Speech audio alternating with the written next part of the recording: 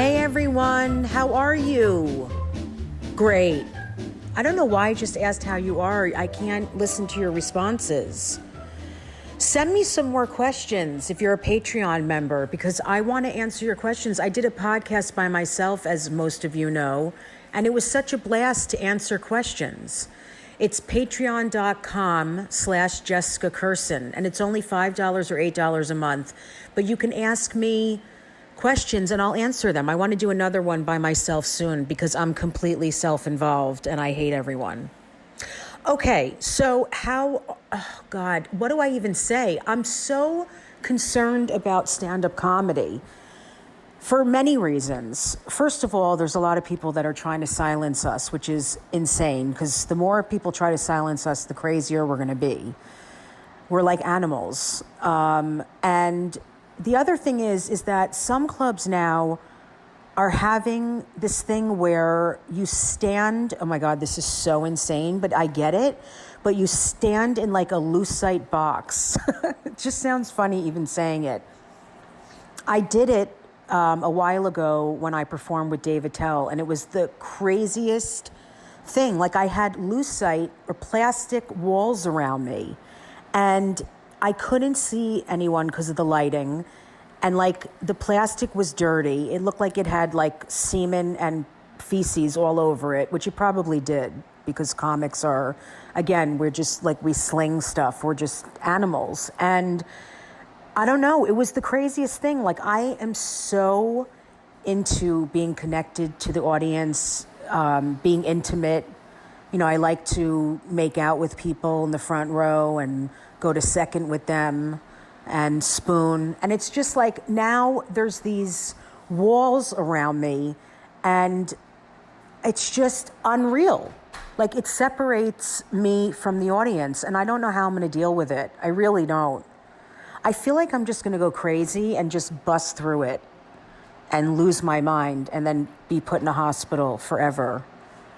And that's probably when I'll really take off and be famous, because it'll go around that I've lost my mind and that's it.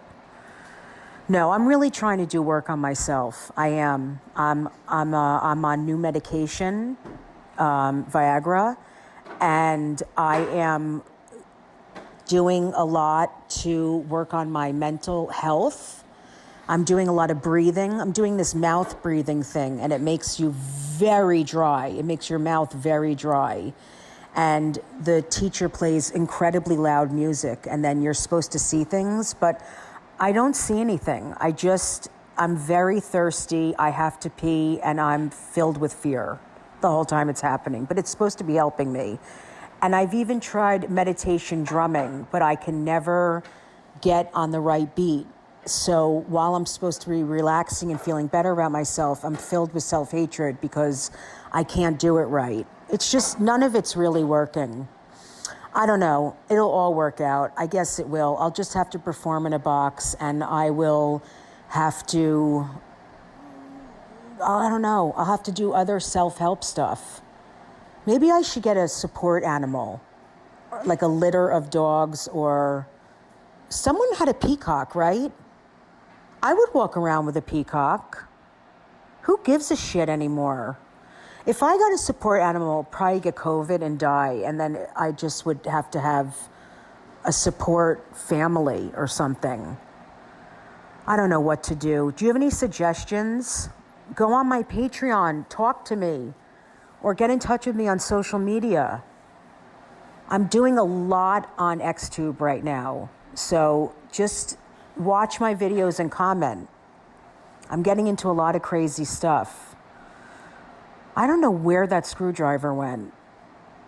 All right, well, you guys are the best. Thank you so much for supporting me. You are gonna love this episode. It is absolutely hysterical. I hope you laugh a lot, and I love you. Hi, everyone. Welcome to Relatively Sane. I am here with one of my favorite people on this earth, Brad Loekle. Brad, say hi. Hi, everybody.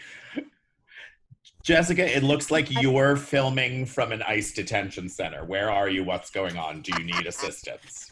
I am. I was in a cage. Um, I'm in a cage with. I am. I'm in a cage with live chickens, and I'm very concerned. I don't know why I'm here. We shouldn't even joke about that. Are the children still caged? Yes, yes. Everyone's still caged. Everyone's Jesus. still dying, Jessica. Happy New Year. Well, we're all Uh dying. I mean, we're all dying. I don't know. It'll get better soon. It really. of course it will. Of course it will. If there's anything I know after 42 years is everything just keeps getting better. How's your disease going? Speaking of things going well. Which one? High blood pressure, gout, ennui? Which disease would you like to discuss? Well, the gout Uh, I'm very curious about. What happens with the gout? I just like the the name ga- of it. I know, and people basically, it's a very misunderstood disease, Jessica. People tend to think that you're just a big, sloppy, fat person when you have gout, which can be true. Which can be true. It's called the King's disease. I'm 'Cause surprised I don't have it. yeah. But basically what happens is my body makes too much of this thing called uric acid. And then when it gets into my toes or my fingers and stuff like that, the acid freezes into crystal shards and stabs into the walls of my veins and my muscles. So it's like getting Uh, stabbed from the inside. I just got the chills. That is, I love that you have to. You're being tortured inside of your body, and I'm like, I literally. got the chills. Well, then, I mean, proof that you're an empath. Yeah, but it's Uh, actually it's been really good this year. For some reason, I've started a new medication and a new regimen. So the one thing that's gone well this year, literally in like my whole little selfish box of the world, is that my feet have stopped exploding on a monthly basis. what do you do for However, that? you take a What do you lot of do? meds. It's very complicated. It's I mean, it's kind of like no matter what I do, if I lose weight, if I gain weight, I'm a vegetarian. It doesn't make a Oh, difference. I always have high uric acid. Some people can kind of like eat their way into it, you know, the way some people right, can like get themselves to type 2 diabetes because of unhealthy living, where other people are just type 1 diabetic and they're diabetic all the time. It right. would kind of be the equivalent. I've had high uric acid levels since I was like 16. So this is just how my terrible body functions. So Um, it's in your hands and feet, and that's it. Not that that's and not a my lot, elbows but and my knees and my so basically any other than my neck, any part of my body that moves. oh my God, It's not in my Brad. dick. I mean, at least there's Oh, that. thank God. I would freak out if I had that in my dick. You would freak out if you had a dick. If you just woke up one morning and there was a big gout riddled dick. Yeah, I would not want a gout-filled dick. Um, I feel We're like that both should be available for children's parties and bar oh, it's mitzvahs. gonna get so much worse. Um, I I feel have like to that tell should you be a that song. That should be like a Broadway gout-filled stick, gout-filled dick. I got a really big gout-filled dick. at the Rainbow Club performing this weekend, Gout-Filled Dick. It's a Harvey Firestein cover band. Um, I have to tell you this because you'll love it most of all. I live in Los Angeles, and we got Mhm. new neighbors about 6 months ago, like in the middle of all this pandemic craziness. And Yeah. we used to throw these huge parties at our house every weekend with porn stars and go-go boys, and Oh we my live in like God. our house is like the gay boy mansion, and Right. so then we get this lovely Orthodox Jewish couple and their small Oh. toddler child, who are lovely, but luckily they have yet to experience the fullness of our parties because obviously we're not having any parties. So for 9 months, we've been having conversations like, how do we broach it with them that as soon as this ends, we're going to literally be filming porn in the backyard? Like, and we're willing to do it after the kids' bedtime. Like, we're willing to work around them to avoid a legal matter. And because there's been this series of high holy days, I guess, like the last couple weekends. There's 75 holidays. I don't even know what's going on. So the husband came over with like a gift of a honey cake from the wife and knocked on our door to introduce himself. It's totally a honey true. Cake. Literally. I was like, some kind of, And I'd like to give you a honey cake. Yeah, he was delightful. But he was like, I just want to let you know we're coming up on our high holy days. So on the weekends, you're going to hear literally, and there were literally 30, 40, 50 Jewish men, of course, no women, Orthodox, keep everybody apart. But they were doing like a full service in the backyard. And he was like, please just, if it gets too much or it's annoying, we're sorry, or just give us a call and we'll kind of take it inside or whatever.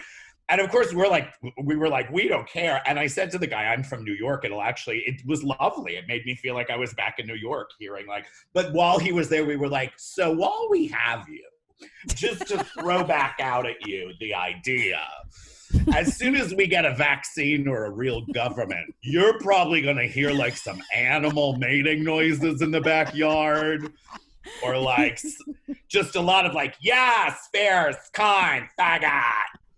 So here's our cell phone number if you just want to text us if like your Orthodox Jewish toddler daughter starts yelling sissy that walk at Shabbos. You better make sure she doesn't end up in one of this guy's assholes. She might just slip right in. No, there are a few. There's one named Armand where we have to check for the couch cushions when he leaves. What do you mean? He excretes stuff? No, he's just he's one of the most legendary bottoms in gay porn. He can fit just like a bundle of dicks up him.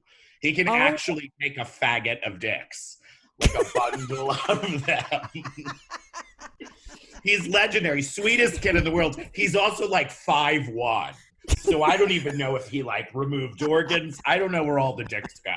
All I know is I just see them getting thrown in there like it's a ring toss to get a goldfish. They're like, do you need a tissue? Because they think it's a snot and it's like a huge thing coming out of his nose. Wait, Brad. Yes. I have a couple of questions. We need to backtrack. Well, first of all, by that time, she'll probably have 11 more kids.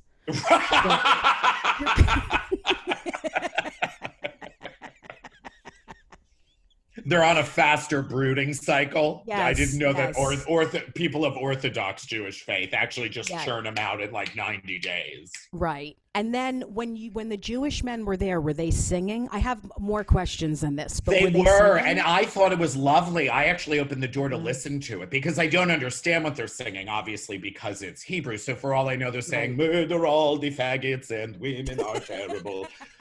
But it sounds lovely. Shma, kill the faggots. Right. Fagala, foo. Fagala, foo.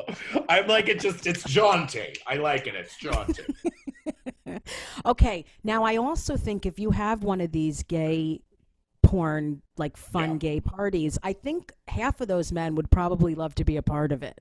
Oh, I'm sure it'll be like the wailing. It'll be like the wall where the women have to climb up to watch their kids get bar mitzvahed. Like in Israel, you'll just see all these Orthodox Jewish men with a 1940s hat on staring over our wall. I went to Israel to perform, and I went to the wall, and I was it was a lot, like emotionally. Sure. I was like, what is happening? There was like 18-year-old guys with machine guns, and then all these Jewish girls like running around, and then people. People are really wailing. It lives up to its insane. name. People are and there were whales, and then on one side. Just whales with the curls on the side of their balines, and with then just and a yarmulke just right on top, somewhere right over the blowhole, right over the blowhole. So on one side was the men, of course, and one side was the women. I'm like, can I stand in between? Like, I don't know where I belong. I went there. So I went there. I went there on an Atlantis cruise years and years ago. We both performed on the Atlantis These gay are cruises. gay male cruises for everyone that don't know. All gay male, big parties. They bring on entertainers like us, like all gay, all lesbian, all trans, and everything. But so we were there, and I was really just honestly there because I was like, when am I going to be in Israel again? I'm not. I was raised in the Catskills, but I'm not actually Jewish. Like, right. It's not. It's just not. And I was very heavily interrogated in customs because I've been to Ireland and Northern Ireland numerous times because I have friends and family, and they consider Ireland a terrorist state. So I would, they were like, because of their whole history. So they were, I was just like, right, but that's got nothing to do with here. We don't care about the homeland kids. Like, they're Irish. It's Irish people. They literally just care about their own fucking island. That's right. But I didn't know what to do as we went location to location because I wasn't raised really with any religion whatsoever, certainly not like Orthodox or, kind of like extreme Judaism. And I just remember being like, I'm absolutely gonna get stopped by a man with a machine gun or like yelled at by a rabbi because I'm standing in the wrong direction or my knees are slightly visible or like, I rolled my eyes at a stone and that was the fucking stone that somebody touched. Yeah, you were jerking off onto it. I was whacking on the Wailing Wall. I was taking out the prayers and reading them and then being like, no, this one shouldn't be in a prayer wall. I was snorting cocaine with the... I rolled up prayers out of the Wailing Wall to do lines of cocaine. It went well. Yeah. Well, this is not I'm not saying it to be funny. And I was like, I'm going to really be spiritual about this. So I went up to the wall and I touched it. And it would literally, I had to stand sideways because everyone is just plowing into you to put their hand on the wall. And it's like, it gets like violent. Like it was very busy that day. I don't know what was going on. Maybe stuff was on sale. But anyway, so I put... I put 2 for 1 prayers at the Wailing Wall. So I'm standing there. Gefilte fish, 2 for 1. Gefilte fish at the wall. Rugula with purchase at the Wailing Wall. I love that it's called Wailing Wall. So I should have just gone there and put my hands on it and started hysterically laughing. But anyway, so I...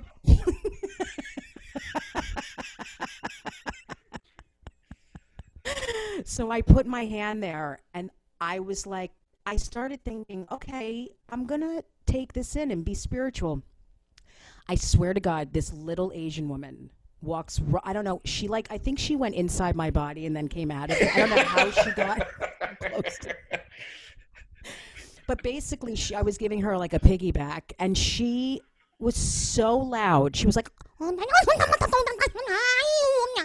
screaming on the top of her lungs. So I couldn't get spiritual with it. Like I first of all, I have sensory problems. I was just told I might be on the spectrum, but I'm not. This is true. But I have a sensory issue because of traumas and different things. Right. And she freaked me out. Like I ran away. It was terrifying, but it's very serious there. It's an incredible that was the thing. You can't, us, we're gonna find I've been to the AIDS quilt to see my friends' patches and we're cracking jokes, we're catching up with friends because it's also supposed to be a fucking celebration of life. But like you go to any religious state, like Vatican City, Israel, Bethlehem, Jerusalem, these places, they are not amused when you're like, wow, you guys could really fix the place up a little bit, right? Like I know it was 2000 BC, but like there's a lot of stones missing. You might want to get Jesus didn't say you couldn't put a new roof on the place, for Christ's sakes. Come on, gussy it up. I spent $300 on a bus tour. You're showing me a pile of rocks.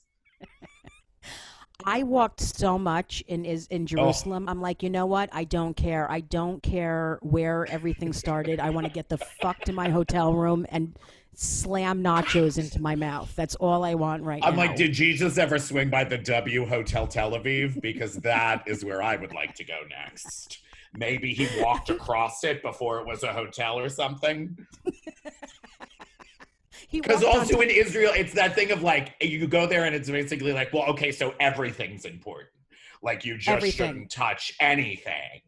You know, much like the Vatican. Like when you're in the Vatican, you just get that sense of like I shouldn't even, I know that's a handicap accessible railing for the staircase, but was it put in 1642 by Leonardo da Vinci? Like, it's very stressful because you're literally like, at any moment I could destroy something and cause an like you even see a mop scandal. and you're you see a mop and you're like, was that up on John Paul's asshole? Like Pope. Was that used to be a witch stick and they burned the woman who owned that mop in the town square. Now, you have traveled all over the world. Brad is, oh my God, he's so amazing. He's the cruise director on all of these trips I've been going on with thousands. Tell us, what is the biggest cruise you ever did?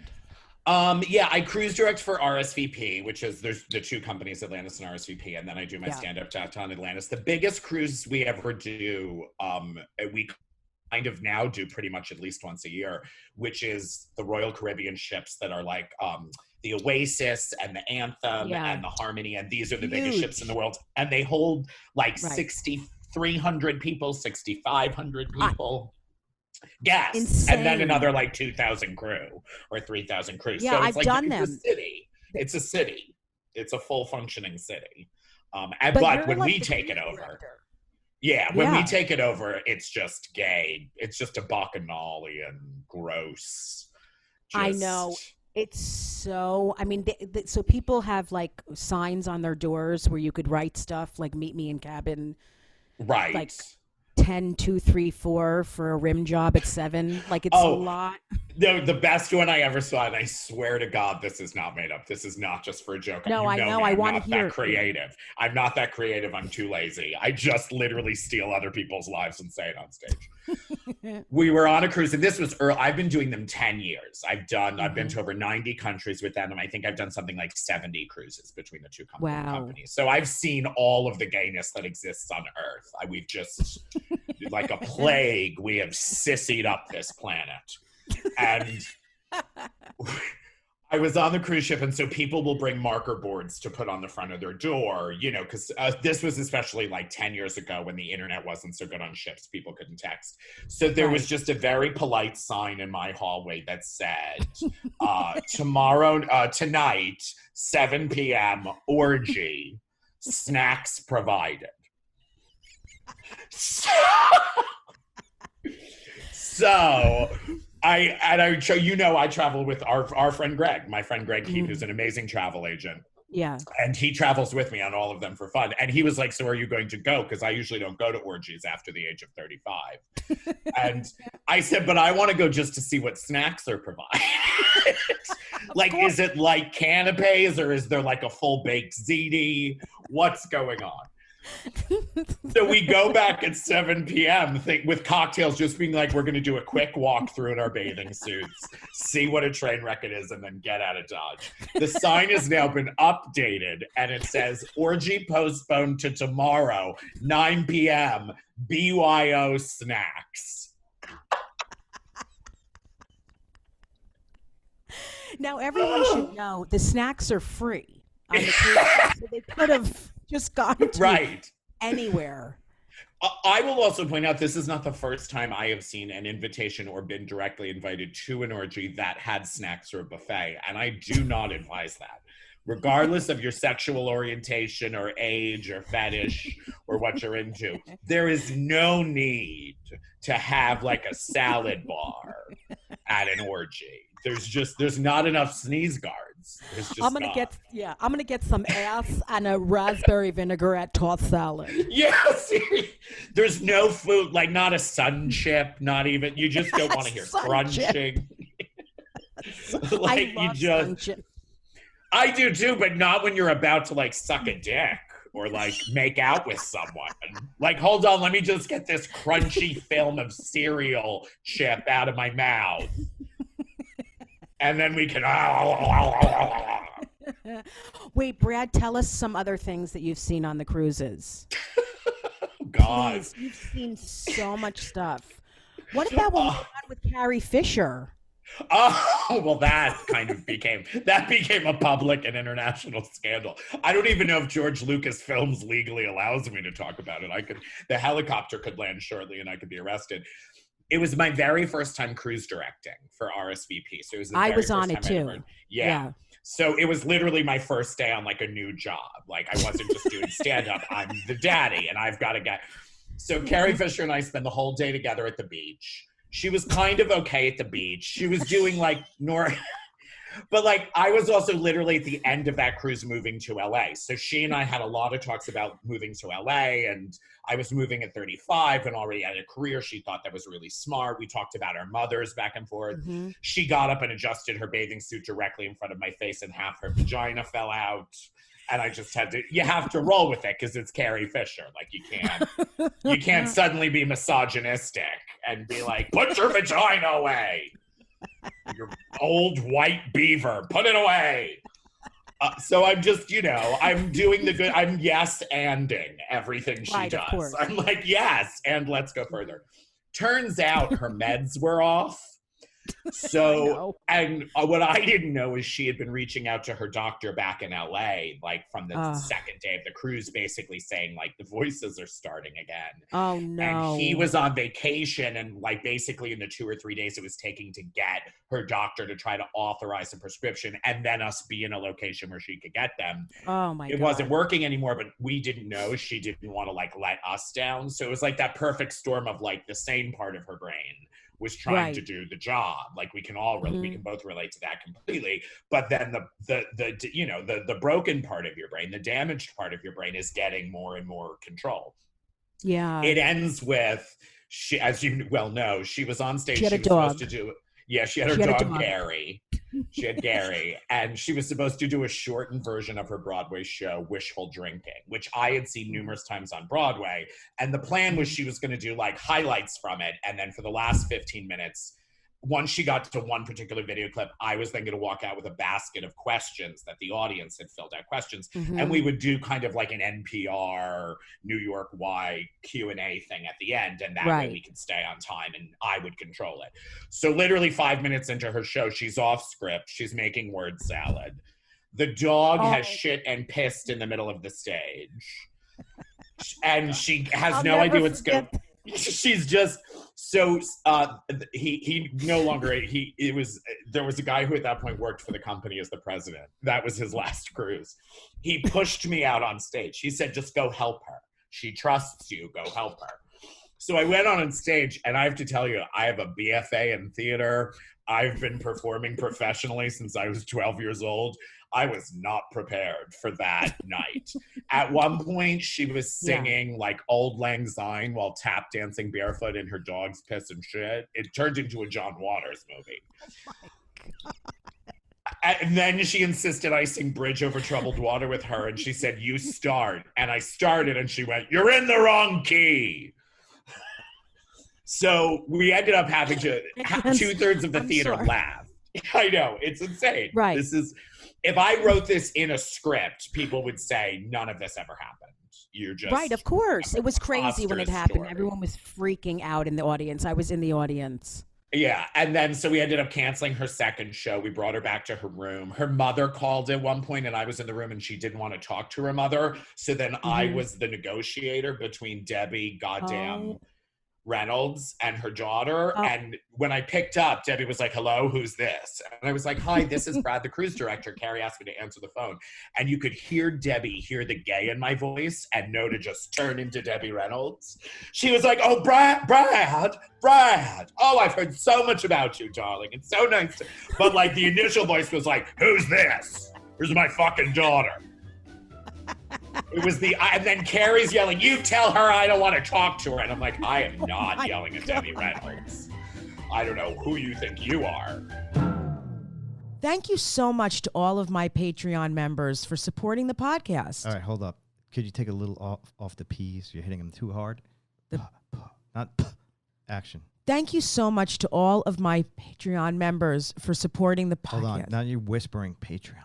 Is there a reason you're whispering? Well, you said to take the Somewhere in the middle. Okay. You ready? Action. Thank you so much to all of my Patreon member. Now you got to pause. For those of you who don't know, Patreon members, is that okay? It was perfect. Why'd you stop? Oh, okay. Patreon members. Cut. Let's go back to the beginning. Thank you And action. Thank you so much to all my Patreon members for supporting the podcast. For those of you who don't know, Patreon members get early access to the podcast, ad-free episodes, and access to monthly live streams where we talk more about... All right, let's take it back to the beginning. That was perfect. Do it exactly like that. I just did it well, though, Except but why are you finish it this starting time. over?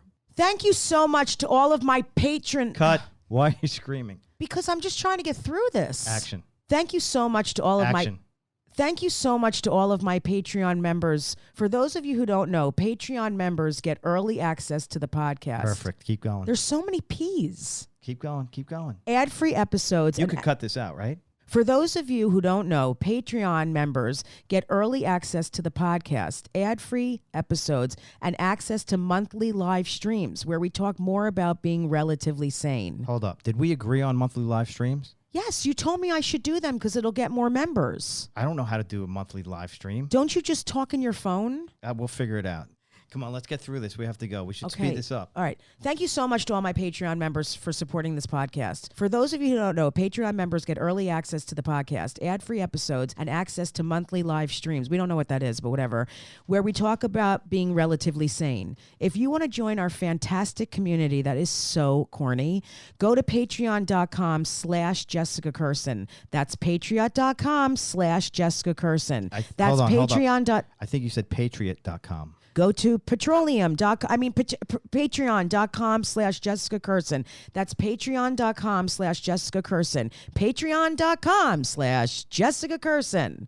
Thanks again. And cut. That's a wrap. Ugh. So yeah, that was literally my first time missing. ever cruise directing. But remember when she was missing? I just saw people running. She was 20 minutes late to the beginning of the show, so I was vamping on stage, which should have been our sign to maybe not do the show, was that they were searching for her in the hallways and couldn't find her. And then she just walked on stage through the audience and hugged me. And I say this in my book when I wrote my book a couple of years ago. I didn't realize it at the time, but I have people in my life, friends and family, who are also bipolar, manic depressive, and also me too. It's horrible. So, but I wasn't even connecting the dots then. You know, you're just in the moment and you're on stage and someone walks on stage and they're late.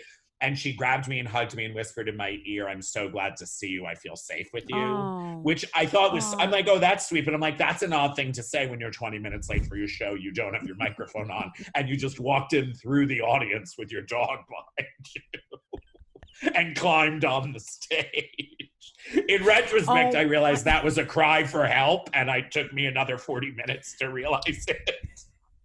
Oh my God. And so many celebrities have done these cruises. I mean, let's tell people, like, it's crazy. Oh, yeah. Patti LuPone, Deborah Cox, Billy Porter, Wanda Sykes, Jennifer Holliday, Andy Bell from Erasure. I mean, every gay and lesbian comedian that's ever existed. Yeah. You know what I mean?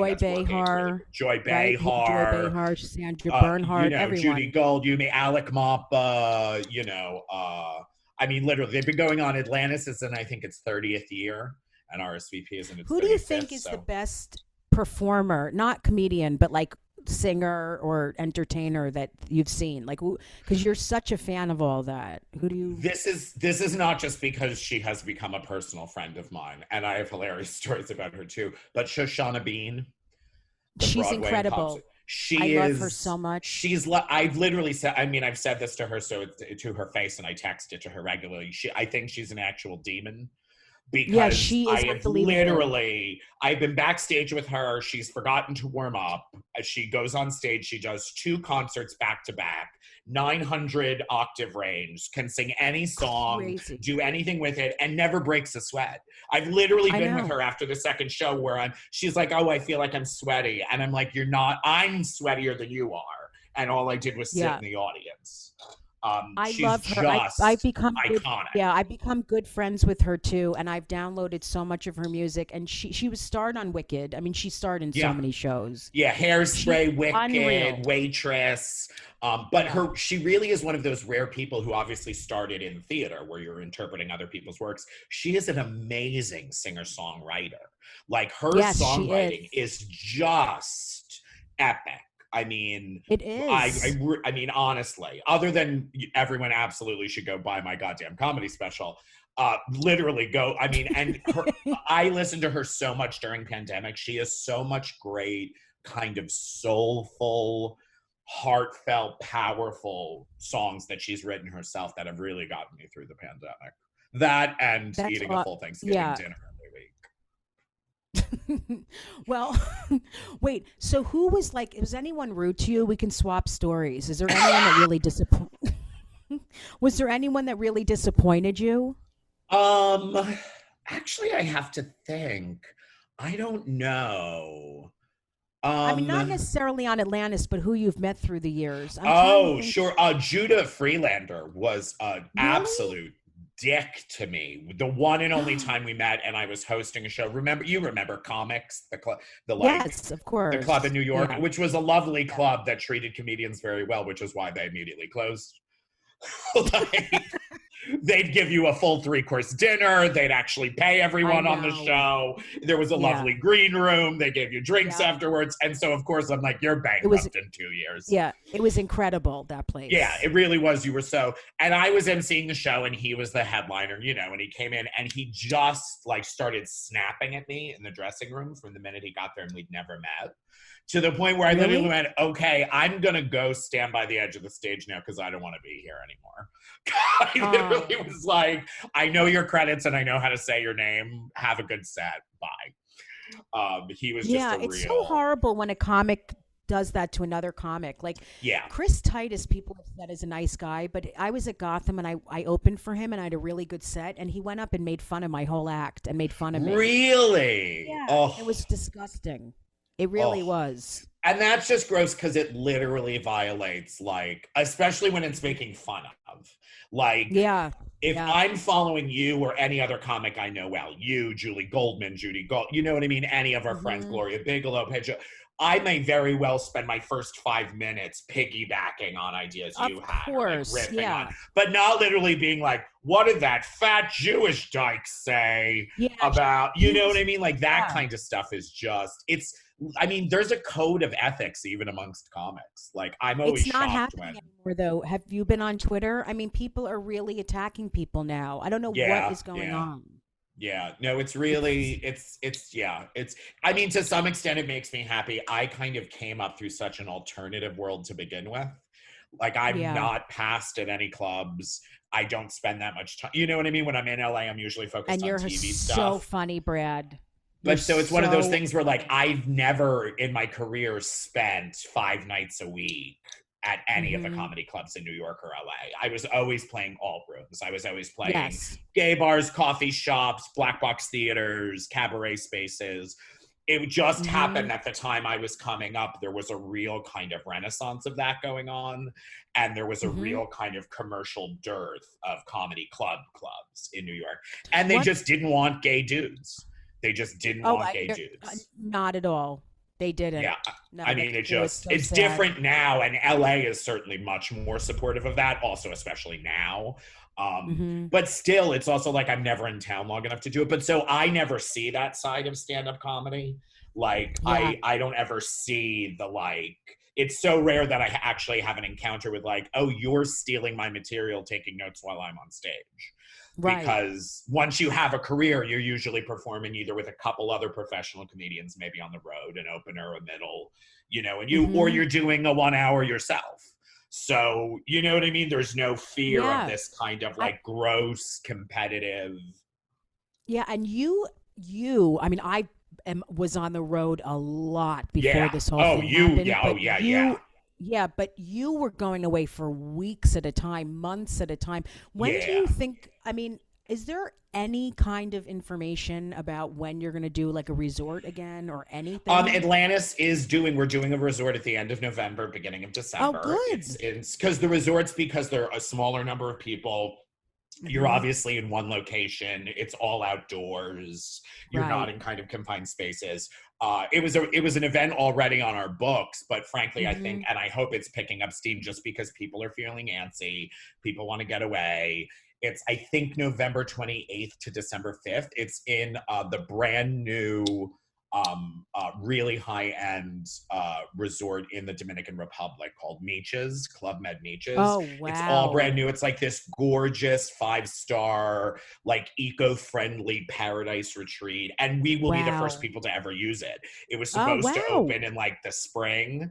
And then obviously because of quarantine, they've never, so I think we're actually the first people to ever touch, and we're just going to cover it with DNA and glitter. I know. It's going to be filled with semen. Oh, more than a crime scene. It's going to be worse than a crime scene. Oh, God. I mean, but yeah, that'll be our first. Cruises, of course, are a whole different world. That's about when the cruise industry comes back. But, you know, I have a lot of friends who work for the cruise industry now after all these years. You become friends with captains and cruise directors and stuff. And if any industry has the money to do it, I can tell you, like, the cruise industry is $126 billion a year for America, cruise industry. And they have the money and they're spending the money. So cruising will be very different. They're probably getting rid of, like, a lot of cruise lines are talking about getting rid of buffets. Oh, yeah. And upping room service, like room service will be a much bigger thing, and socially distanced restaurants and outdoor dining areas and stuff. But they'll come back. They'll be back next year. When next year, whether that's January 1st or 31st, you know, February, March. But I don't think it's going to be August or December of next year. I think by at least at the latest spring of next year, we should be seeing cruises again. Yeah, they're saying the earliest that Broadway is going to come back is next May. I saw that new decision, but again, old buildings, very enclosed spaces, lots of intense physical contact, you know, and nobody wants to be a super spreader event. That's the other thing is it's not just about, you know, the liability. You know, people in the arts actually are concerned about the audience, you know. I know. Like, let's say, you know, Sturgis Biker Week, we actually would prefer it if 10% of the people, I mean, there are 10% of the people in every audience I would like to kill myself. Yeah, me too. But I don't want them to die 2 weeks later when I'm not there to enjoy it. If you're going to die in my show so I can stare you in the eye. Have you ever had someone die in your show? I did in Florida. Not in my stand-up act, but when I was in my early 20s doing theater, I was performing in a performance of Oklahoma on Jekyll Island in South Georgia. And it was an outdoor amphitheater, like the size of the Hollywood Bowl, like, you know, outdoors, but really high end, like Broadway quality. It was impressive, but it was also Georgia in August. So even when at 8 p.m., it would be 99 degrees outside with 120% humidity. And literally an older man sitting in the middle, like dead center of the audience, just right under slumped the light. over onto his wife's shoulder, and she kept nudging him up like he was falling asleep, and then he just fell forward. We never stopped, and the EMTs came in, carried him out over people, strapped him to a board, and carried him out while people were watching. And we're still like, oh, the farmer and the cowman should be friends. Oh, the farmer and the cowman should be friends. And literally, I'm like, they're like, clear. One knows how to push the plow. The other knows how to milk a cow. Clear. You want to hear what happened to me? I was at Century Village in Florida. Oh, no. Swear to God. And I was and you know what? If you guys are getting sensitive about it, fuck off. Because this is if you're like, sensitive, I will also say I've had 9 friends die of COVID this year. And yesterday found out my 17th friend period has died. So if I can joke about death, if you don't want to, that's fine. But we're comedians. And we would rather joke about death than let it get the best of us. Yeah, so there. Exactly. So there's the disclaimer. And I didn't even know this person. I mean, first of all, he was 146. So so I'm on stage bombing, like horrible bombing, just eating my anus, like just thinking in my head, what were you thinking? You could have gone into your father's business.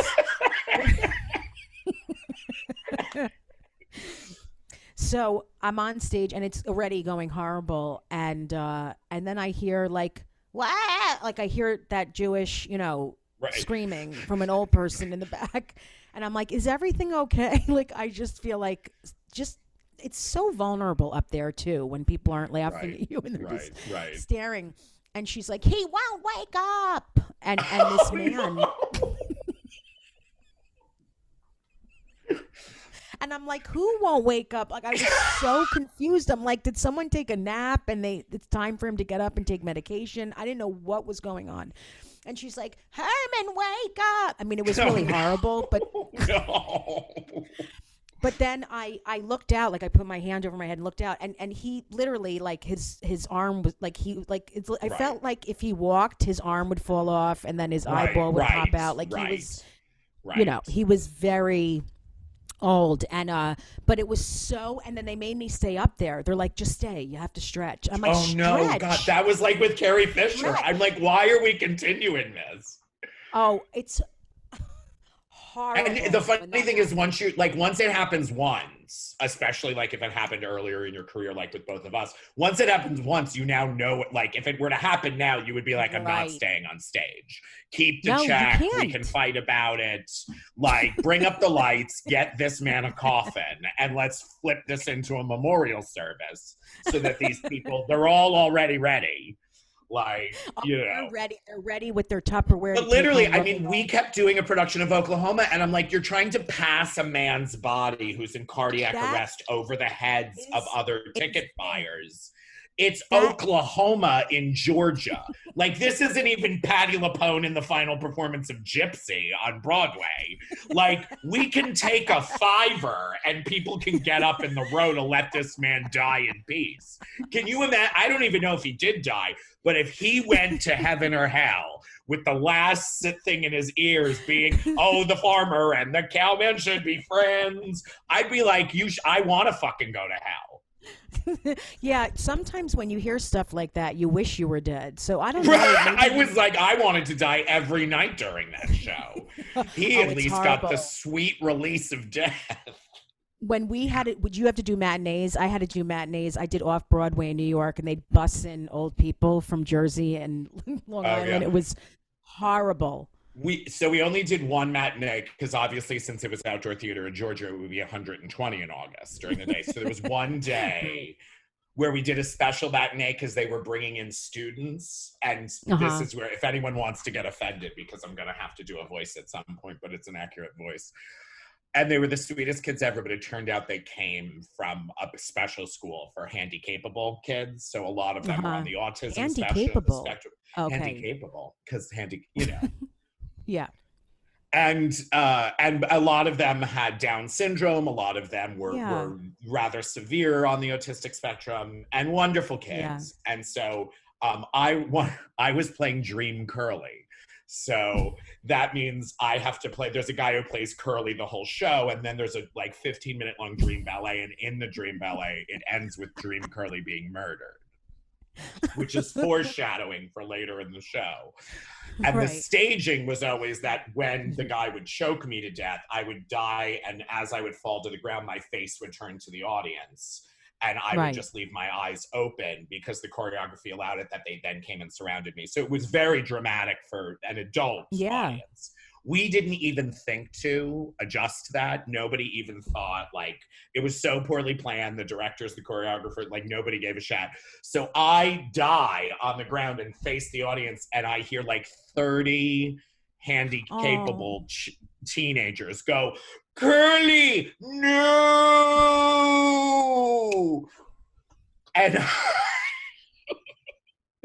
And I literally don't know whether I'm about to cry or laugh, so I just turned my head the other direction.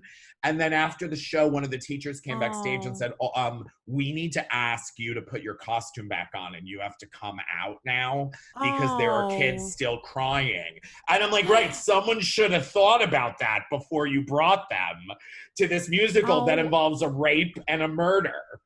Oh my God, I can't Take it. Like, People don't so get I it. put on the costume and then I ran out and they all bum rushed me and hugged me. Like I was Oh. it was the sweetest thing ever. But That's but it so was again cute. one of those moments where it's like, why are we just like, you thought Yeah, it would be what is so happening? nice for publicity to bring in all the handicapped kids to see us, not thinking about the fact there's a murder and a rape in the middle of the show. Yeah, I mean that's happened to me where a club hasn't told me, and there'd be a group of handicapped people, and I'm like, Right. someone. I mean, it didn't faze me. It just jars you a little when you look out, and I'm like, Sure. someone should tell you. Like, just Right. also some comics are so disgusting. They'll make who knows what they'll Right. say. Right. So, well, but I mean, you like, should I've do been in an audience with someone who has Tourette's, but I was informed about it ahead of time. There would be no way for a comic to just assume someone yelling like Of horrible course. words in the middle of the Yeah. show has Tourette's. You would assume Right. they're a heckler. If I'm suddenly on stage and I hear cocksucker motherfucker, I'd be like, okay, let's have a heckler moment. Little do I know this person has a legitimate disorder. It's like a 60-year-old woman with like a handbag and taupe shoes. Yeah, It's an 8-year-old. I know. I want to talk. Yeah, I want to talk about your special because this is so Yeah, exciting. yeah. First of all, I just want to tell you I love you so much. I love you too. You've been such a good friend to me. I've told the story before, but I worked on one of the cruise ships with Brad, and I had to have emergency surgery in Alaska, and he took me off the ship and went in the ambulance with me and came to the emergency room. I had to have my gallbladder taken out, and it was very scary. And a lot of people wouldn't have done what you did. He packed up my stuff. He came to see me, in the ship, in the hospital. I mean, it was unreal what you did, and I'll never forget it. Well, that's Yeah, sweet to I say. mean, Of course, nothing I did is not something you would have done for me. You know what No, I mean? I would've Everything done I did for everything- you would have done yeah. in a heartbeat. I If I would've, could have but stayed with you through surgery, I would have. I But the ship know, had to it was leave. hard. So what she's leaving out is the show business harshness of I walked Yeah. her right into surgery, and then it was like, ship's gotta go. See you later. Live or die in Sitka, bitch. And we just left No, her in you sat Sitka, with me, Alaska. and I cried to you hard, and I don't I do that, know. but I felt very comfortable. And then with you got me in so- trouble with the surgeon. You got me in trouble with the surgeon because just very quickly, Jessica was wearing her Star of David around her neck, and we were in Alaska, so of course he had like a full wooden cross around his neck because Jesus probably brought him to He surgery. was holding a ham. and yeah. and a hammer and nails just in case the surgery didn't go well.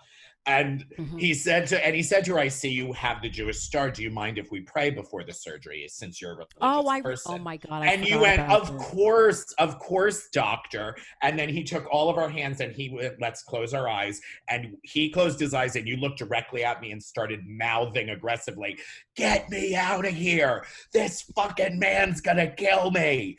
They're gonna kill the Jew, Brad. And I start laughing and he opens his eyes and you immediately go, I am so sorry. He is a gay atheist. And Brad, you should take this more seriously. I could die and this man's trying to save me. And he gave me a dressing down and then he closed his eyes again and you looked right back at me and you went, I'm not kidding. Get me out of here. I just appreciate and love you so much, and you're so talented. You're just honestly, I mean, anyone who's listening to this, you get how funny Brad is. They can hear it. I don't even have to keep saying stuff. You're just brilliantly, naturally funny. You don't even need to try. And you just had a special come out called Brash Boys Club. It's on Amazon Prime, Apple TV. It's all over your social media. Yeah. Which is so please. exciting. Yeah, Yes. It's really great. Oh, yeah, it's really great, too, because it's me and two other LGBTQ comedians, and we're all very different. And the goal of Comedy Dynamics and the director and producer, Quentin Lee, who's also a gay man, was to honestly, his theory was he goes, I have yet to see a feature-length comedy special that features multiple gay comedians of different letters of the LGBTQ alphabet and with different voices and stories. It's usually all the same voice. It's either all, you never, and that's true of everything. When you see a women's group of comedy special, it's either loud, aggressive, funny, brash women, or it's kind of quiet, introspective, nerdy women. It's never the idea that we can all occupy the same space together. Yes. And that an audience can actually process three different kinds of people at the same time. So we were really excited to do it. We had a lot of fun doing it. And there's just not a lot of comedy specials out there of LGBTQ people, period. But especially, yeah, you guys should check it out. You really tell them what your socials are so they can keep in touch with you. Oh, I know sure. people are going to follow you. Yeah. On Instagram and Twitter, I'm Brad Loekle. It's Loekle. And on Facebook, I'm comedian Brad Loekle. But thanks to the algorithms of Google, it's if you have trouble spelling my last name, if you literally type in Brad Gay Comedian into Google, I will immediately come up because that's how gay I am. They're like, there's just the one. There's just that one really super faggy guy named Brad. I love that. In that the comes whole up. world. In the whole world. Yes, you guys have to check it out. It's so I love that you did this Brash Boys Club. It's special on Amazon Prime, Apple TV. Go on Brad's social media anyway and follow him and click the link and check out the special and keep watching him because you're just brilliant and you're a star and I love you. I can't wait to see you in 2039. I really can't. When I'm 72 pounds heavier and I just roll into New York City. Yeah, we're not going to fit into a restaurant together, but I don't fit into my caftans anymore. I had to buy bigger caftans and they don't have sides to them, Jessica. I don't know what's going on. My age now matches my weight. I'm as round as I am old. I found out yesterday. I shoved the Black & Decker up my ass trying to see if I could get rid of some of the fat. Oh my God, my wife is like, where's the vacuum? I'm like,